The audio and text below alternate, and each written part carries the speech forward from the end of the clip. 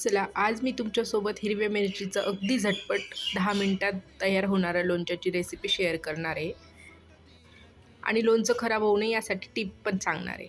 आता इथे मी पाव किलो फिक्क्या हिरव्या मिरच्या घेतल्या आहे, जे कमी तिखट असतात। तुम्हाला जर तुमच्या आवडीनुसार तुम्ही तिखट किंवा फिक्क्या मिरच्या घेऊ शकतात। त्या स्वच्छ धुवून 2 तास फॅनखाली सुकवून घ्यायच्या, त्याला पाण्याचा अंश राहिला नाही पाहिजे।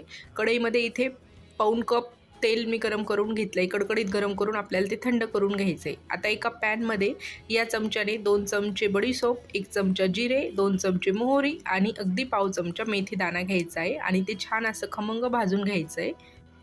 आता हा मसाला थंड होतो तोपर्यंत इथे मी मिरच्यांचे देठ काढून घेतले आहे आणि तुमच्या आवडीनुसार तुम्ही मिरच्या कट करून घेऊ शकतात। मध्ये कट दिला तरी चालेल किंवा अशा मिरच्यांचे छोटे मोठे तुमच्या आवडीनुसार तुम्ही तुकडे बनवून घ्या। मी अशा पद्धतीने तुकडे बनवून घेतले।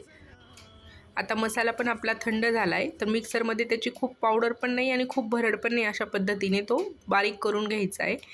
आता मिरच्यांचे तुकडे मी एका काचेच्या बाउलमध्ये काढून घेतले आहे, त्यावर हा मसाला टाकून घेऊया।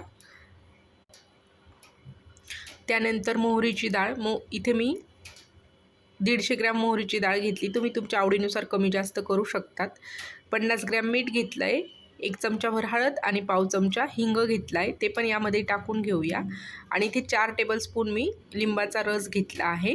लिंबाचा रस आपलं लोणचं व्यवस्थित टिकवण्याचं काम करेल, खराब होणार नाही। आणि हे लोणचं स्टीलच्या डब्यामध्ये वगैरे नाही ठेवता येणार, कारण त्यामध्ये लिंबाचा रस टाकला आहे।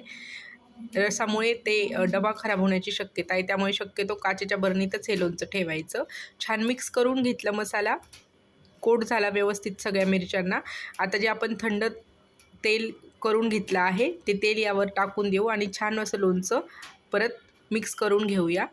आणि इथे आपलं लोणचं छान बनवून तयार आहे। आता कमीत कमी याला 8 ते 10 दिवस मुरवण्यासाठी ठेवून देऊया।